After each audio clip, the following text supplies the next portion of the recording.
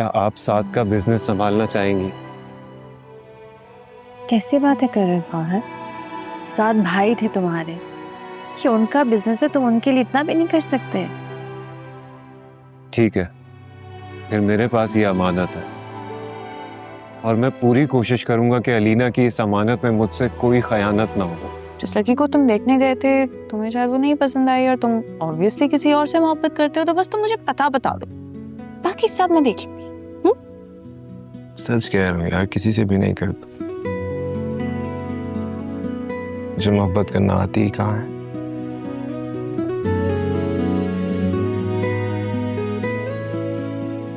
कहीं तुम्हें मुझसे मोहब्बत तो नहीं होगी? हर रोज सोचता हूँ कि तुमसे रात भर ढेर सारी बातें करके गुजारूंगा, तुमसे वो बातें करूंगा जो तुम्हें गुस्सा दिलाए, और तुम पहले की तरह मुझसे लड़ने लगो। पता नहीं फहद के, शायद तुम मुझे गुस्सा दिलाने वाली बातें भूल चुके हो, या मुझे किसी बात पर अब गुस्सा आता ही नहीं। हमारे दरमियान साथ का गम आ गया है। अब हम दोनों उस गम से लड़ रहे हैं बस। मेरे अंदर तो मेरी बहन का गम भी आ चुका है।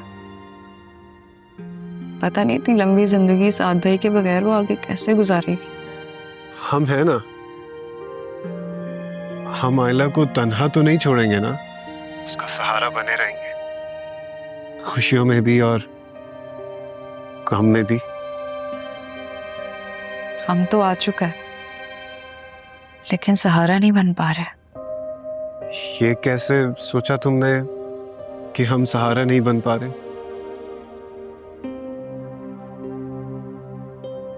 मैंने कहाँ जाना, मैं तो यही हूं, तुम्हारे पास, तुम्हारे साथ। आप झूठ बोल रहे हैं। आप मुझे छोड़कर जा चुके हैं। नहीं, ऐसा बिल्कुल भी नहीं है। हाँ, दूसरों की नजर में शायद मैं जा चुका हूं, लेकिन जब तक तुम्हारे दिल में मेरे लिए मोहब्बत जिंदा है, तो मुझे हमेशा अपने पास पाओगी, अपने साथ, अपने करीब। और हाँ, मैं तुम्हें इस हाल में नहीं देख सकता, इसलिए मैं चाहता हूं कि तुम अपनी जिंदगी जियो, भरपूर अंदाज में जियो। प्रॉमिस?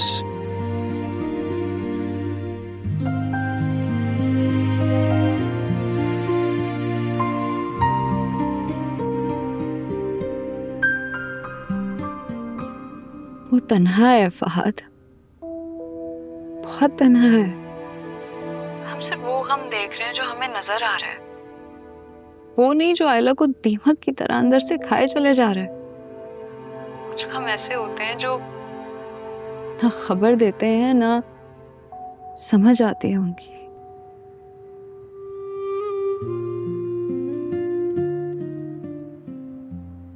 ये शायद आबिस मौत ऑर्गन बजा रहा है। इसे भी मालूम नहीं कि इसे क्या गम खाया जा रहा है। वो तो हमेशा से ही गमज़दा है। नहीं, हमेशा से तो गमज़दा नहीं है। अम्मी और अबू ने ऐसे कभी गमज़दा होने ही नहीं दिया, उल्टा मेरे हिस्से की मोहब्बत भी छीनता रहा। इसकी वजह से मुझे डांट भी पड़ती थी और मार भी। तुम भी तो उससे हमेशा लड़ती रहती हो और उससे इतना सारा काम भी लेती हो। सब लोग समझते हैं कि मुझे शायद आबिद से नफरत है, लेकिन बस मुझे इसकी जी हुजूरी पसंद नहीं है। हर किसी का हुक्म मानता रहता है जी जी करके, और इसका ना माउथ ऑर्गन भी मुझे जहर लगता है। इतनी उदासी से बजाता है जैसे रो रहा हो। बहुत अच्छा बजाता है वो, और अच्छा ही है। रोने की जगह साज बजाए, साज में सुर के साथ रोता है, हमारी तरह नहीं।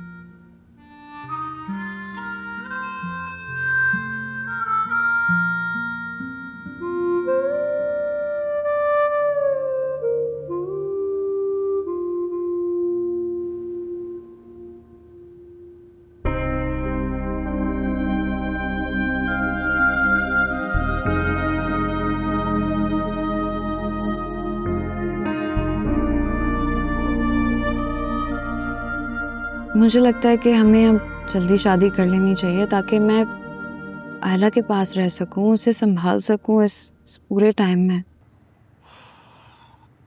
चाहता तो मैं भी यही हूँ। शायद ये गम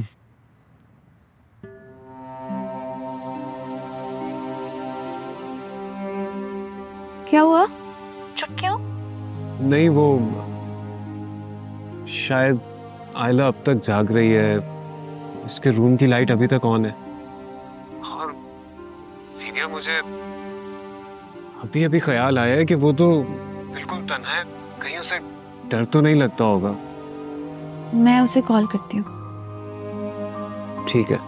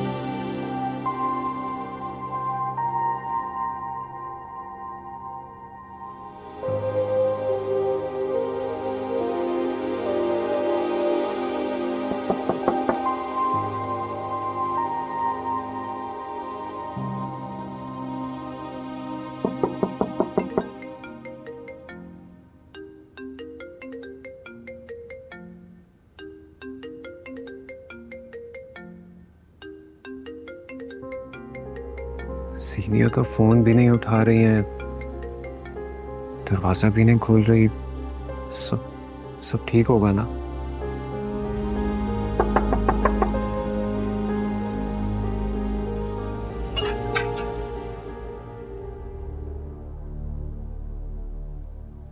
वो हाँ फाहद, मैं वो परेशान हो गया था। सब ठीक है ना? हाँ सब ठीक है। वो मैं साथ से ठीक है, मैं बस पूछने आया था।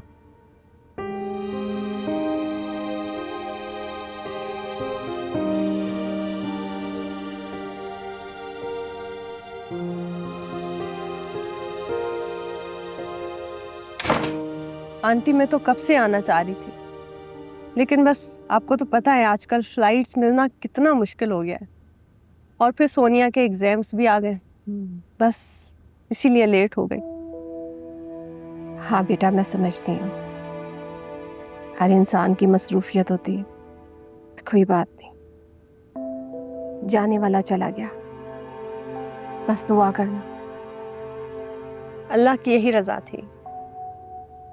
वैसे आयला भाभी कहाँ है? वैसी ही है या कुछ बेहतर हुआ उनका डिप्रेशन? नहीं यार, हम तो बड़ी कोशिश कर रहे हैं, लेकिन दुख इतना बड़ा है, कैसे संभालेंगे खुद को। सदमा तो वाकई में बहुत ज्यादा है, और फिर साद भाई की तो एक बेटी भी है, और आंटी माशाल्लाह से अब वही इस घर की वारिस है। कैसी है? बड़ी हो गई होगी ना? हाँ माशाल्लाह, 1 माह से ऊपर हो गई है। माशाल्लाह। मैं बुलाती हूँ उसे।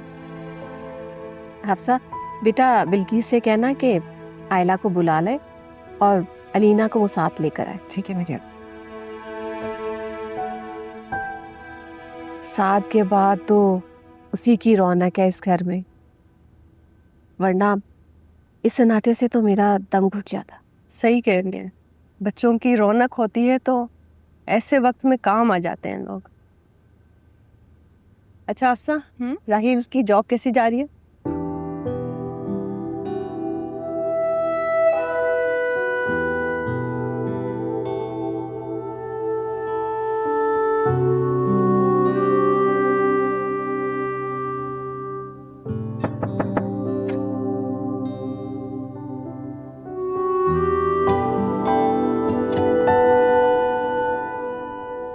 वाह बाजी, आप तो बहुत प्यारी लग रही हैं। ऐसे ही रहा करें जैसे आप पहले रहती थी, साथ साथ की रूह को भी खुशी होगी। क्या ये सच है कि रूहों का इस दुनिया से ताल्लुक होता है, यहाँ जो कुछ भी हो रहा है उन्हें पता चलता है? हाँ बाजी, मेरी दादी कहती थी मगरिब के बाद लोगों को छुट्टी मिलती है कि वो अपने घर का चक्कर लगा कर आएँ, अपने प्यारों को देख के आएँ कि उनके घर वाले कैसे हैं। अगर उनके घर वाले खुश होते हैं तो वो भी खुश होते हैं, अगर वो रोते धोते हैं तो वो भी रोते धोते हैं। ठीक है, मैं अब नहीं रहूंगी। साथ मुझसे इतना प्यार करते थे, मेरे लिए इतना कुछ किया उन्होंने। मैं कभी नहीं चाहूंगी कि उनकी रूह को तकलीफ मिले। आप मुझे बताएं, मैं अच्छी लग रही हूँ, खुश लग रही हूँ? बहुत प्यारी। अब आप आ जाएं, बेगम साहिबा आपको बुला रही हैं। क्यों, कुछ काम है? वो हफ्सा बाजी की जो नंद है ना, जो बाहर रहती हैं, वो आई हैं, इसलिए आपको बुला रही हैं। आप जाए, मैं अलीना को लेकर आती हूँ। जी ठीक।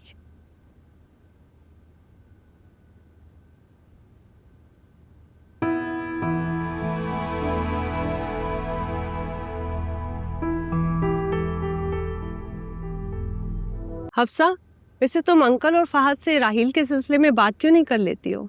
उनके बहुत ज्यादा कॉन्टैक्ट्स हैं, क्या पता कोई वैकेंसी निकल आए।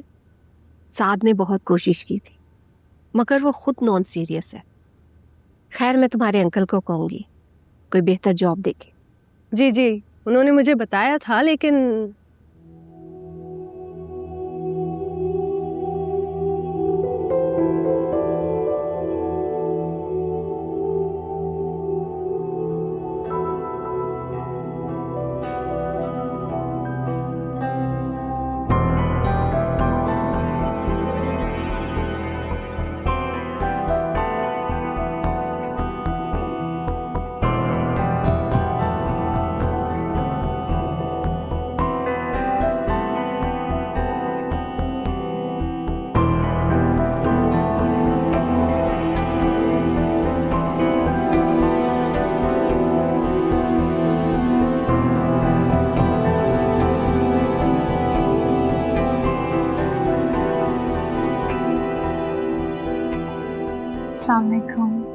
ऐसी हैं आप? वालेकुम अस्सलाम। मैं ठीक। हफ्सा बता रही थी काफ़ी डिप्रेशन में हैं आप, लेकिन आप तो काफ़ी फ्रेश लग रही हैं। वैसे ये देखकर खुशी हुई। अब जाहिर है मरने वाले के साथ मरा तो नहीं जा सकता ना। आज क्या हुआ तुम्हें? खैरियत तो है? तुम्हारी तबीयत ठीक? छोड़े अम्मी, तंग आ गई होंगी फीके रंग के कपड़े पहन के। और वैसे भी माँ बाप जैसा दुख कौन मना सकता है जिनकी जवान औलाद चली जाए। बाकी सब तो वैसे मुझे बहुत दुख हुआ, अपनी चांद सी औलाद भी नहीं देखी और चले गए। अल्लाह इसके नसीब अच्छे करे और आप सबको सब्र अता फरमाए। आप लोग बातें करें, मैं खाने का इंतजाम देख कर आती। अरे नहीं नहीं आंटी, बिल्कुल भी खाने की जहमत करने की जरूरत नहीं है। मुझे बहुत देर हो रही है, काफी लोगों से मिलना है अभी तो। आप अभी तो आई हैं, कुछ देर बैठ जाए। नहीं नहीं, हमें आई काफी देर हो चुकी है, शायद आप तैयार हो रही थी। चले, मैं आपको बाहर तक छोड़ देती हूँ। अल्लाह हाफ़िज़ आंटी। अल्लाह हाफ़िज़। अल्लाह हाफ़िज़।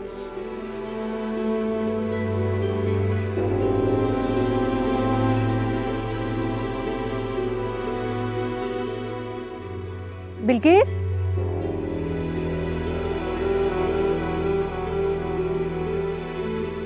अलीना को कमरे में ले जाओ।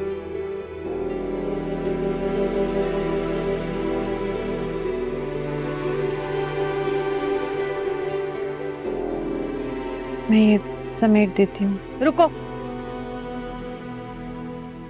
ये सब क्या है?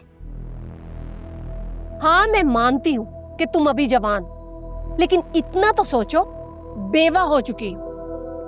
क्या था ये सब कुछ? आपको पता था ना कि साइमा ने आज आना है, फिर भी आपने ये सब कुछ किया? हाँ, ये कपड़े, ये चूड़ियां, ये सब क्या है? पता नहीं क्या सोच रही होगी वो। जवान सुहाग उजड़ गया, कुछ तो ख्याल करना चाहिए था तुम्हें। अब जाओ, जाकर ये साफ करो सब कुछ।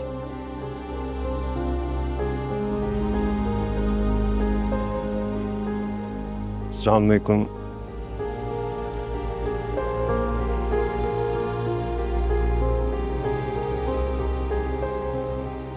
क्या हुआ है? आप सब इतना चुप क्यों हैं? सब ठीक है ना? कुछ नहीं हुआ, और तुम हर मामले में मत आया करो। क्या बात है? कुछ हुआ है क्या? सुना नहीं है तुमने? हर बात का जानना तुम्हारे लिए जरूरी नहीं है। अब खड़े क्यों हो? जाओ।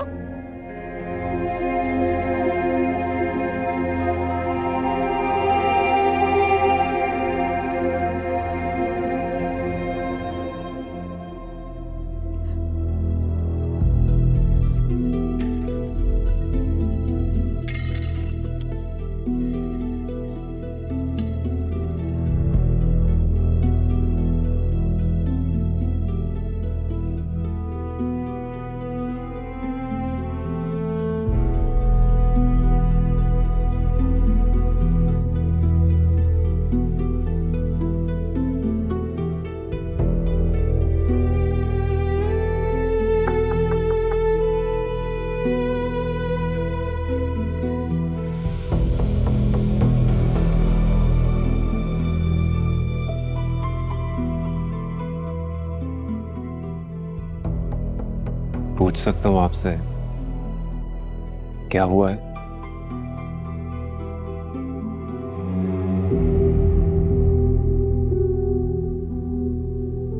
क्यों रो रही हैं आप? प्लीज मुझे बताएं।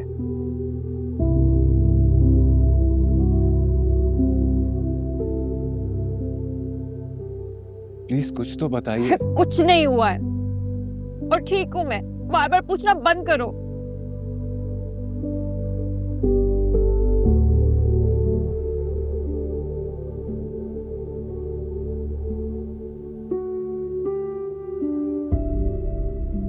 अम्मी या हफ्सा ने कुछ कहा है आपसे? अगर ऐसा कुछ है तो मुझे बताइए। किसी ने कुछ नहीं कहा है। पता है, गलती मेरी है। मैं खुद को जिंदा समझने लगी थी। मैं जिंदा हुई क्यों? मुझे तो मर जाना चाहिए। मैं मरती भी नहीं हूँ। क्या हो गया है आपको? कैसी बातें कर रही हैं? ऐसे नहीं कहते। देखें, अगर कोई बात है, कोई प्रॉब्लम है, किसी ने कुछ कहा है तो उसको बैठ के सॉल्व करते हैं, हल कर लेते हैं ना। हाँ है हल, और इसका हल सिर्फ मैं ही निकाल सकती हूँ।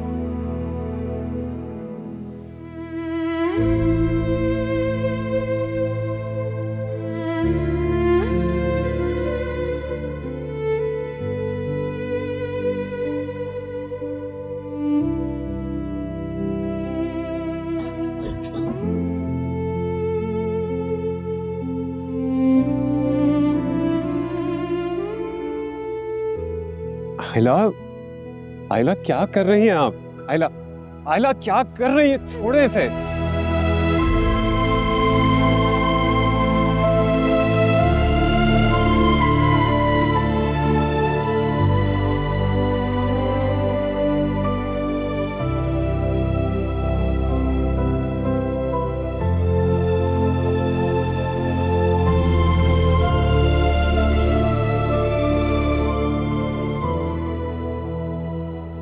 क्या बातें कर रही हैं? प्लीज एक्सप्लेन करेंगी कुछ? भाई क्या बातें कर रही हूँ? हमारे यहाँ अगर कोई औरत बेवा हो जाती है ना, तो उसे ससुराल में एक दिन भी नहीं छोड़ा जाता। भाई यकीन माने, इस बात को बहुत बुरा समझा जाता है। जी जी, हाँ बिल्कुल दुरुस्त फरमा रही हैं, लेकिन एक्चुअली हम लोग वहाँ गए थे आयला को लेने, लेकिन उसके ससुराल वालों ने और खुद आयला ने आने से इनकार कर दिया। तो फिर इसमें हम भी क्या कर सकते थे? भाई क्यों कुछ नहीं कर सकती? आपकी जवान जहान बेटी है वहाँ पर, और जिसके सर पे रख छोड़ा था वो तो अब इस दुनिया में रहा नहीं। फिर उस घर में जवान मर्द हैं, भाई किसी के दिल की क्या गारंटी? मेरे ख्याल में आप शायद बाहर का रास्ता भूल गई हैं, मैं आपको याद करवाती हूँ। उठे शाबाश, आ जाओ। सीनिया, क्या बदतमीजी है बेटा। अम्मी आप टेंशन ना लें, इन्हें मैं देख लूंगी। आप उठे, मैं आपसे कह रही हूँ ना। चल आ जा, चले चले जल्दी, शाबाश। चली जाऊंगी मैं, बहुत ही बदतमीज लड़की है।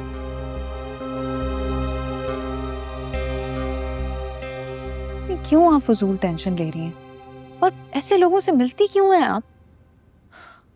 जीनिया, मैं फजूल में परेशान नहीं हो रही हूँ बेटा। कहीं ना कहीं ऐसी सदाकत सामने आ ही जाती है और फिर लोगों को तो बस बातें मिलाने का मौका चाहिए, और ऊपर से तुमने उनकी इतनी इंसल्ट करके बातें करने का मौका दे दिया उन्हें। तो हम देते रहे उन्हें मौका? कठपुतलियां हैं हम। आपको खुद नहीं समझ आ रही थी वो औरत क्या कह रही थी? तुम्हें तो बेटा कुछ समझाना ही फजूल है। अम्मी मैं बता रही हूँ, दोबारा ये ना आए इस घर में। पता नहीं, समझ नहीं आती इन लोगों को, क्या करती है ऐसे लोगों के साथ बैठ के। यार पिछले माह बिजनेस का क्या हाल था, बड़ा डाउनफॉल रहा। खुदा का शुक्र है अब चीजें स्टेबल हो रही हैं। सही कह रहे हो तुम। बिजनेस की टेंशन को तो इंसान किसी ना किसी तरह फेस कर ही लेता है, लेकिन यार ये जो औलाद की टेंशन होती है ना, और खास तौर पे बेटियों की, वो कहीं का नहीं छोड़ती। ठीक कहा तुमने। आयला की शौहर के मौत का बहुत दुख हुआ। इस उम्र में तो बच्चों की शादियां हो रही होती हैं, और वो बेचारी। खैर, तुमने उसके बारे में क्या सोचा? क्या सोचूं? वैसे भी अभी उसकी उम्र ही क्या है, ऊपर से छोटी बच्ची की भी जिम्मेदारी। वालेकुम अस्सलाम। चाचा, ये नदीम एंड सन्स की रिपोर्ट है। आप कहे तो मैं इनसे मीटिंग अरेंज कर लूं? हाँ यार, ये तुम खुद ही कर लो, बल्कि इस किस्म के जो भी इश्यूज आते हैं ना, उन्हें खुद ही हैंडल कर लिया करो, मुझे दूर रखो। ओके।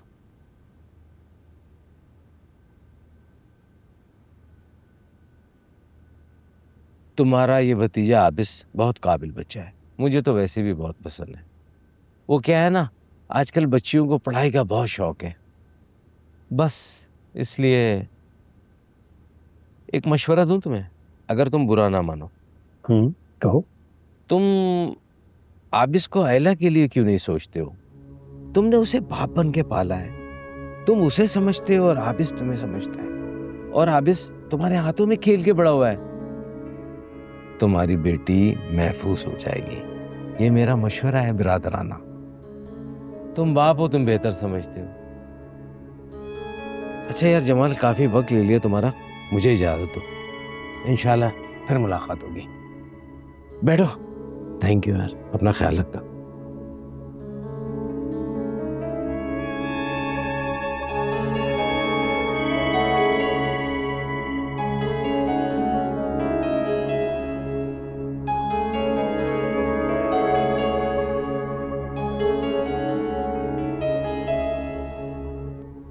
किस दौर में जी रही हैं अम्मी आप?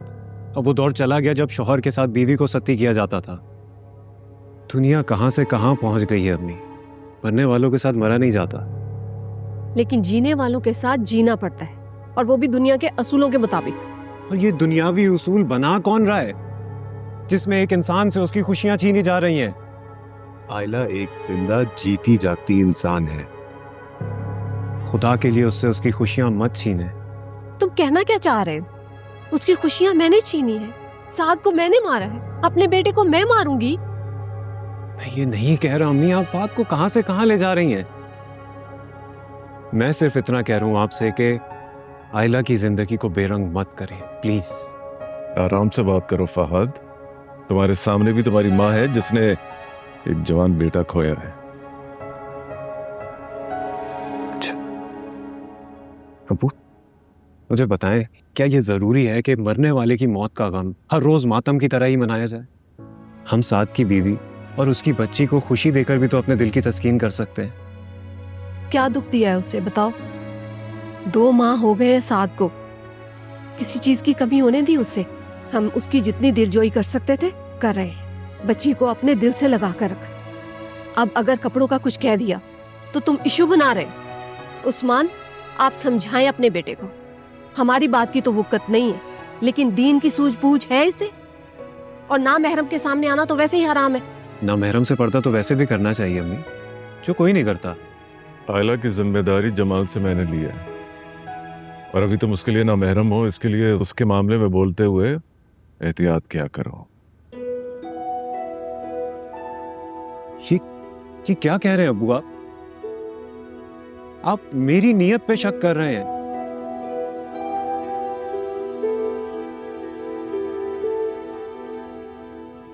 Unbelievable.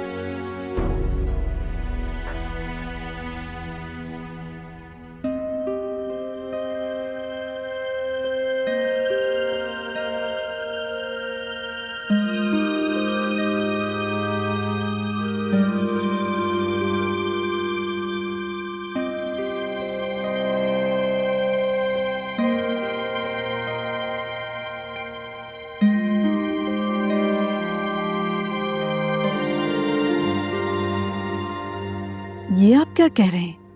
ऐसे कैसे हो सकता है? क्यों नहीं हो सकता? देखो, तुमने खुद एक बार कहा था कि अगर हमारी तीसरी बेटी होती तो हम उससे पूछे बगैर ही आप इसको दे देते। और अब देखो, अल्लाह ने हमारी पहली बेटी को इस मकाम पे ला खड़ा किया। सुधा, लेकिन मुझे कुछ ये मुनासिब नहीं लग रहा। आप इस कहीं ऐसा ना सोचे कि मेरे माँ बाप नहीं थे और चचा खुद गर्ज बन गए और अपनी बेटी मुझे सौंप दी। वो भाई, उससे क्या फर्क पड़ता है? देखो, बेटी सौंपना कोई खुदगर्जी नहीं है, और वैसे भी आप इसके लिए इसमें बुराई तो कोई है नहीं, बल्कि इससे तो लोगों की खामखा की जबानें भी बंद हो जाएंगी। खुद सोचो, हम अगर आयला की कहीं और बात करेंगे ना तो 10 किस्म की रिजेक्शंस का सामना करना पड़ सकता है, लेकिन यहाँ आप इस उसका ख्याल भी रखेगा और अलीना को सीने से लगा के रखेगा।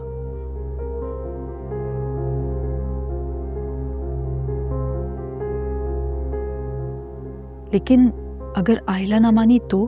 देखो, बच्चे मानते नहीं, उन्हें मनाना पड़ता है। बाबा, आप इतना बड़ा फैसला ऐसे कैसे ले सकते हैं? वो उस्मान अंकल और उनकी फैमिली, उनको कोई प्रॉब्लम नहीं होगी क्या?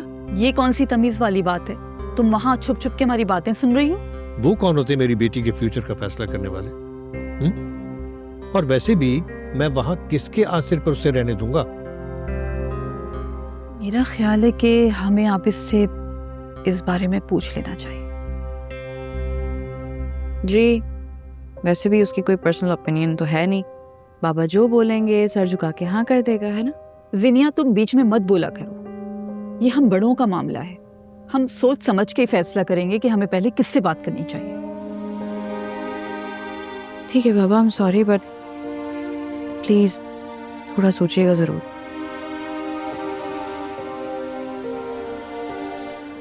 खामखा डांटने की क्या जरूरत थी?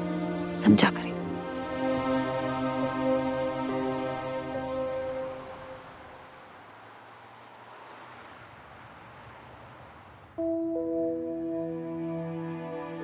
आखिर पापा को ये उल्टे सीधे मशवरे कौन दे रहा है? अगर वाकई पापा ने ऐसा किया तो कहीं मेरी शादी मसला ना बन जाए। फहद तो बिल्कुल इस बात पर एग्री नहीं करेगा। क्या करूं? आयला से बात करूं? वो ही मना करेगी।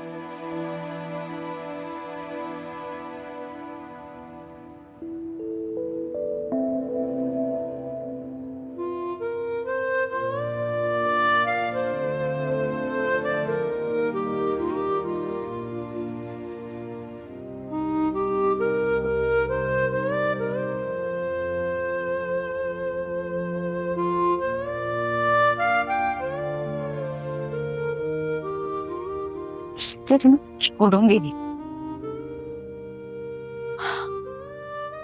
ये आइडिया ऐसे का होगा? कुर्बानी का जानवर कहीं का। बोल दिया होगा इसने अब्बा को। जी मैं हाजिर हूँ, आए मेरी गर्दन पे छुरी फेर दे। पता नहीं बेचारी आयला, उसकी खातिर ये क्या क्या कुर्बानियां अपने सर मोलेगा। ये एक दिन हमारे खानदान को ही ले डूबेगा। आज ये तो नहीं बचेगा मेरे हाथों। तुम्हें कुर्बानियां देने के अलावा आता भी है कुछ और? तुम्हें अंदाजा भी है कि तुम्हारी कुर्बानियां देने की वजह से दूसरों की जिंदगियां भी बर्बाद हो सकती हैं? हाँ, अपनी गर्दन तो ज़िबा होने के लिए आगे कर देते हो, लेकिन दूसरों की गर्दनों का क्या? ये लो, इतने एहसान मेरे बाप ने तुम पर किए नहीं है जितने तुम उसकी कीमत अदा कर रहे हो। ये देख लो, हाथ जोड़ रही हूँ, बस कर दो अब। क्या हुआ, क्या है? भोले मत बनो। कुर्बानी के नाम पर दूसरों की जिंदगियों में मदाखलत करने में लज्जत आती है ना तुम्हें? सेडिस्ट हो तुम। दूसरों को दुख देकर और दुख सहकर मजा आता है ना तुम्हें? पहले तो मैं सिर्फ तुमसे चिढ़ती थी, अब मुझे नफरत भी होने लगी है तुमसे। क्या हुआ, क्या है? मुझे बताओ तो। अब क्या किया मैंने? कोई बात है? अच्छा, तो बाबा को तुमने नहीं कहा आयला से शादी के लिए? क्या? ये क्या कह रही हो तुम? तुम्हें पता है तुम वो कातिल हो जो दस्ताने पहनकर मजलूम बनकर हमारे बीच में घूम रहा है। बस कर दो जीनिया, ऐसा भी जलील नहीं हो जितना तुम मुझे जलील कर रही हो। अच्छा, तो तुमने नहीं कहा क्या बाबा को कि आयला से शादी के लिए तुम तैयार हो, जबकि तुम्हें अच्छी तरीके से ये बात पता थी कि इस तरह मेरा और फहद का रिश्ता बर्बाद होकर रह जाएगा? शायद तुम यही चाहते थे, बचपन से सारी मेरी खुशियां छीनते तो आई हो। अब आखिरी हमला करना रह गया था, लेकिन वाह क्या तरकीब सोची है, एक तीर से दो शिकार, है ना? बस कर दो प्लीज जीनिया, क्या बोले जा रही हो तुम? तुम्हें जरा भी शर्मिंदगी महसूस नहीं इस तरह की बात करते हुए? मुझे जलील करने के अलावा तुम्हारे पास और कोई काम नहीं है जिंदगी में? तुम्हारे दिल को जरा भी शर्मिंदगी महसूस नहीं इस तरह की बात करते हुए? इससे अच्छा तो यह कि तुम मुझे धक्के देकर घर से बाहर निकाल दो, बजाय इसके कि रोज रोज मुझे जलील करो। सीनिया, मैं भी एक इंसान हूँ, जिस तरह तुम एक इंसान हो उस तरह मैं भी एक इंसान हूँ। मेरी आंखों में भी आंसू आते हैं, मेरे अंदर भी दिल है, मेरे अंदर भी इमोशंस हैं। मेरी खामोशी को मेरा जुर्म मत बनाओ। कुछ कहता नहीं हो तो इसका मतलब ये नहीं कि तुम कुछ भी बोलती जाओगी। चली जाओ यहाँ से, मुझे तुमसे कोई बात नहीं करनी है। मेरा मुंह मत खुलवाओ, जाओ। आई सेड लीव, गो।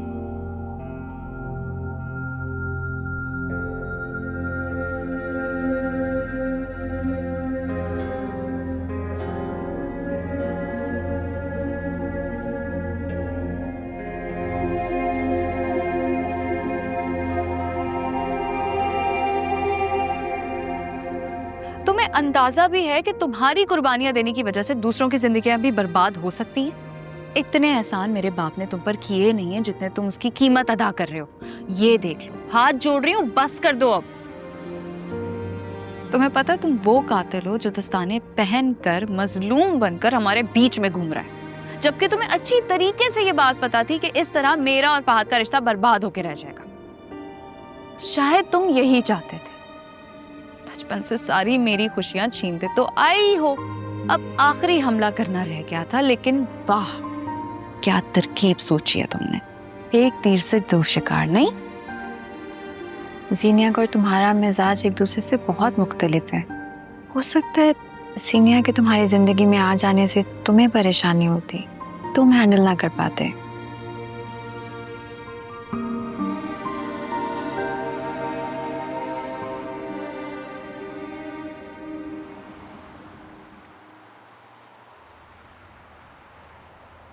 मैं ये पूछ रही थी कि आपकी आबिद से बात हुई कुछ? नहीं, अभी तो सो रहा होगा, जब जाग जाएगा तो बात कर दो। पता नहीं इतनी देर तक तो नहीं सोता वो। आज नाश्ते की टेबल पे भी नहीं आया। असल में इस बेचारे ने हमारी परेशानियों को भी अपनी परेशानी समझा हुआ। ये तो हकीकत है, सच में वो हमारी जिंदगी में एक फरिश्ते की मानंद है। ऐसा ही है। बेगम साहिबा, आबिद साहब अपने कमरे में नहीं है। बाहर देखा, बाहर भी नहीं है। ड्राइवर बता रहा था कि वो रात से गाड़ी लेकर निकले हुए हैं। क्या मतलब ड्राइवर बता रहा है कि वो कल रात से घर में नहीं है? कहाँ जा सकता है वो? आप जाइए और जल्दी से जीनिया को बुलाइए। जी जाइए। ऐसे कहाँ जा सकता है ये? कभी हुआ तो नहीं है कि पूरी रात घर से गायब रहे और सुबह तक इसका कोई अता पता ना हो? नहीं नहीं, तुम परेशान मत हो, वो जिनिया को बता कर गया होगा। अल्लाह खैर करे। मॉर्निंग। Good morning. ये बताओ, आबिस तुम्हें बता कर गया है कि वो कहाँ जा रहा है? मुझे क्यों बता के जाएगा वो कहीं भी कि कहाँ जा रहा है? देखो, वो रात भर से घर में नहीं है। सच सच बताओ, तुम्हें वो बता कर गया है कि वो कहाँ जा रहा है? पापा वो मुझे पहले कभी नहीं बता के गया, तो अब क्यों बता के जाएगा? मैं तुमसे पूछ रहा हूँ ना कि तुम्हें वो बता कर गया है कि नहीं। नहीं बाबा, मुझे नहीं बता के गया, शायद किसी दोस्त के पास गया होगा। तुम फहद को फोन मिलाओ, फोन करो, उससे पूछो उससे। बाबा इतनी रात गए, वो फहद के पास क्या करने जाएगा? मैं तुमसे कह रहा हूं ना कि वो खुद भी परेशान है, हो सकता है फहद उसके पास गया हो। फोन उठाओ और फोन मिलाओ उसे।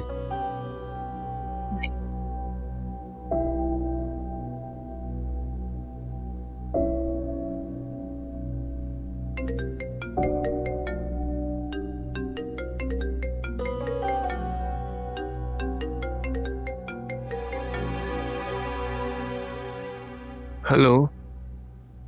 हेलो। जिनिया, क्या हुआ है? सब खैरियत है? हाँ फहद, वो रात को आबिस तुम्हारे पास आया था क्या? आबिस? नहीं, वो क्यों आएगा यहाँ पे, वो भी रात के इस टाइम? किसी दोस्त के पास गया होगा। फहद कितना अजनबी सा हो गया। साद भाई के दुख ने सिर्फ फहद को छीन लिया शायद।